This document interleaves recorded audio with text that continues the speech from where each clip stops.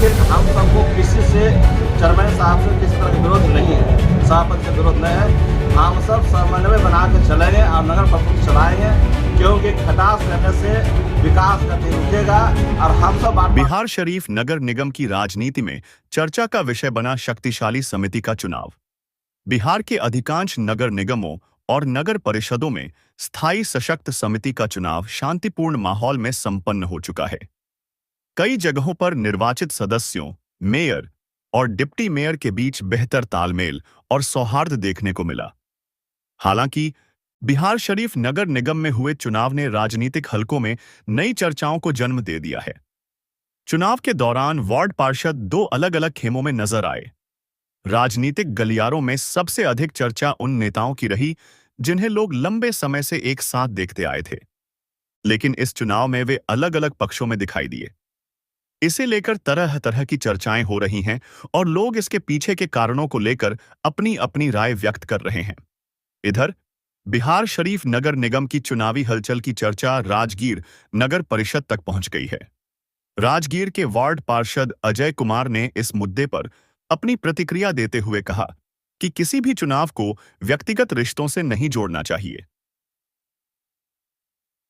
उन्होंने कहा कि चुनाव लोकतांत्रिक प्रक्रिया का हिस्सा है और इससे मेयर, डिप्टी मेयर तथा वार्ड पार्षदों के बीच संबंध प्रभावित नहीं होने चाहिए। अजय कुमार ने कहा कि यह भ्रम फैलाना उचित नहीं है कि किसी व्यक्ति विशेष को हराने के उद्देश्य से चुनाव लड़ा गया। चुनाव समाप्त हो चुका है और अब सभी जनप्रतिनिधियों को विकास के मुद्दों पर एकजुट होकर काम करना चाहिए। उन्होंने आगे कहा कि मेयर और डिप्टी मेयर अपने पद की गरिमा के अनुरूप सम्माननीय हैं और हमेशा सम्माननीय रहेंगे। अब समय आरोप प्रत्यारोप या बयानबाजी का नहीं, बल्कि जनता के हित में विकास कार्यों को प्राथमिकता देने का है। उन्होंने सभी निर्वाचित प्रतिनिधियों से नगर के विकास और जनहित के मुद्दों पर मिलकर काम करने की अपील की। यह संस्करण समाचार चैनल, YouTube रिपोर्ट या न्यूज पोर्टल पर प्रकाशित करने के लिए अधिक उपयुक्त और पेशेवर शैली में तैयार किया गया है। राजगीर में चुनाव हुआ नगर परिषद में सशक्त स्थायी समिति का, तो क्या मेयर से कोई रिश्ता में खटास है क्या? नहीं, राजगीर में जो चुनाव सशक्त समिति का हुआ, एक महेंद्र यादव ने विरोध किए गए और 2 पर चुनाव हुआ, लेकिन हम सबको किसी से चेयरमैन साहब से किसी तरह का विरोध नहीं है, सभापति से विरोध नहीं है। हम सब समन्वय बना के चलेंगे और नगर परिषद चलाएंगे, क्योंकि खटास करने से विकास गति रुकेगा। और हम सब वार्ड पार्षद नहीं चाहेंगे कि समन्वय बना के नहीं चले, हम सब आपसी सहमति बनाकर चलेंगे। बिहार शरीफ में देख रहे होंगे, वहाँ भी चुनाव हुआ था, लेकिन बयानबाजी चालू हो गया है, तो क्या विकास में अवरोध नहीं होगा इससे? बयानबाजी या चेयरमैन का विरोध करना ये विकास को रुकावट होगा।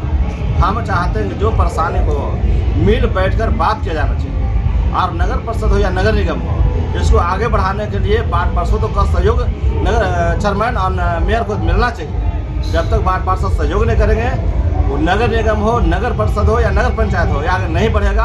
हम विरोध का समर्थन नहीं करते हैं, हम आपसे समन्वय का समर्थन करते हैं। सशक्त स्थायी समिति में कोई भी चुन के आए, उनको मेयर से कुछ शिकायत होनी चाहिए क्या?